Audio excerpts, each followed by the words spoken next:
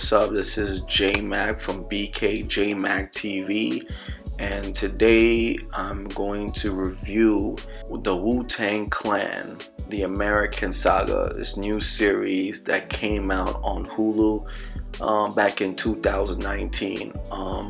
Recently, it just concluded its second season, and let me tell you, the show is dope. Show is amazing. You get to see the mythology, the hype, the story, how this group, the Wu-Tang Clan, was able to come together and really change the landscape of hip-hop music in New York. Mind you, most of these guys came from Staten Island, New York. Before watching this series, I didn't really know much about Staten Island. I just knew it was just a bunch of Italians, and I knew there was some racist sides to it and whatnot. But about the Park Hill and Stapleton Project beef, didn't know about Rakim and Ghostface Killer having beef with each other, and how literally the first episode starts off. I don't want to give too much into it, but that first episode will definitely hook you in, and then throughout each episode you just get to learn how each Wu-Tang Clan member decided to form the group. The first season really is just getting to know the cast, who they are. The RZA, before he became the RZA, it was Prince Rakim, and he was working in his basement, his mom's basement, really trying to mix beats, trying to put stuff together, having his friends come over to the house and rap on some beats. You have a young Method Man, from Tikal, coming in there and dropping a couple of his bars. This is before everybody knew who Method Man was really. Method Man, he came in there and did his thing. Of Raekwon and here doing his thing as a street hustler, trying to make that cream. So it really gives you a reason why they had to succeed, their circumstances and what they faced in their respected neighborhoods and whatnot. The American dream, everybody says the American dream is easy to get to, but for some people it's out of reach. Not everybody's able to reach that goal. Show the real life restrictions, which is really being black and the economic struggles of being black in the inner city. These men, Ghostface Killer, living in the PJs, having to help his mom who's going through a drug addiction and who's trying to fight to withdraw from it and trying to get a normal life. And Ghostface basically raised his nephew, his brother, who have medical issues, and he's holding it down. He's doing everything he can to basically be that man of the household. And sometimes that he had to go out and do dirt, absolutely. The struggles of trying to be a man of the household, it's tough, especially for a young black youth coming up in Staten Island in the early 90s. It's just tough. It's just really, really tough. And then you have Devon, who is the RZA's brother, who's basically like the leader, who leads the group. Stapleton against the Park Hill Project crew led by Power, trying to figure it out every day, how you're gonna where you're gonna get your next meal, where you're gonna get the next bread, how you're gonna purchase this and that.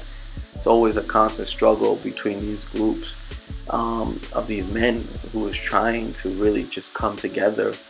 But as the season progresses forward, slowly differences are put aside, and slowly they start to come together and build something stronger and stronger, which is eventually the Wu-Tang Clan, as we explore that in season 2. Season 2 is full of the ups and downs of this group trying to establish themselves. We're introduced to the old dirty bastard. God rest his soul, he passed away in 2004. Very strong, very smart, really knew what to say. The rhymes was dope, was sharp, witty.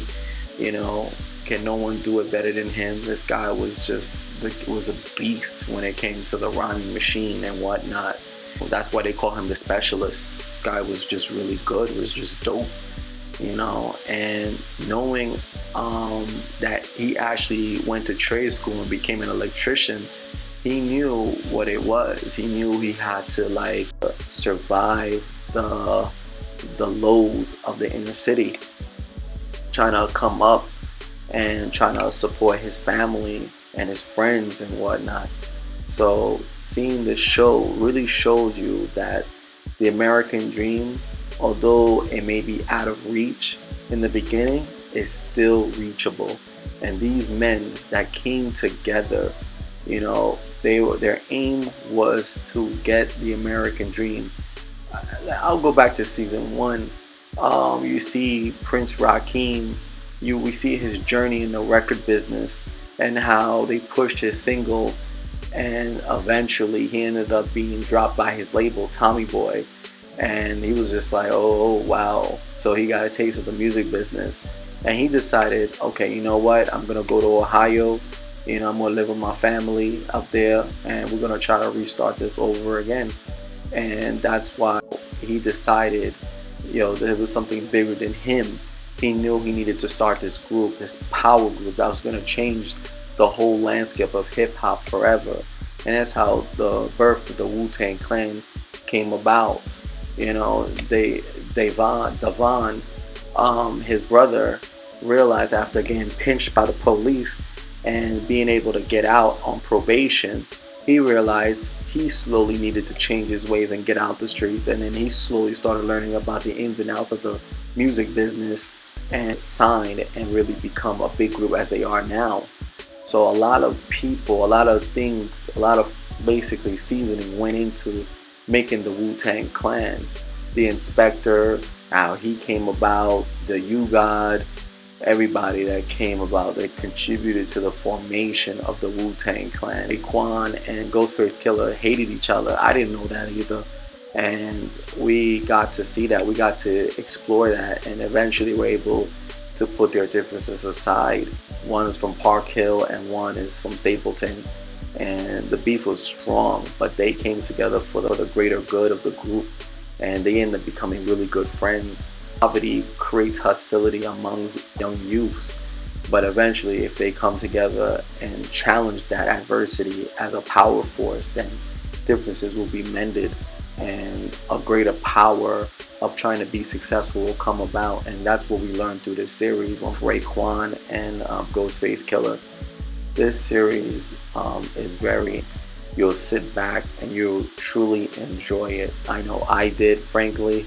Right now, Hulu did season 1 and season 2. Hopefully they get season 3. You know, the journey of how the Wu-Tang Clan became the Wu-Tang Clan. There's some songs y'all should be aware of. Season 2 shows them how they came up with the song Cream and Protect Your Neck, and how those 2 singles really helped push the group into mainstream popularity, and especially when they came up with the album Enter the Wu. You'll definitely enjoy this series. For anybody that's a fan of hip-hop and the culture, you'll definitely enjoy the Wu-Tang Clan, the American Saga. Honestly, it's about getting the American dream and being successful, and learning about the ins and outs of the music business, so that way you won't be left behind, you know, asking for where's my money, where's my money. You know, the American dream is reachable, and the Wu-Tang Clan will show you how whatever struggles you're in, you can reach the American dream. So hopefully we get a season 3, and you know, the Wu-Tang Clan forever. Let's get it. Peace.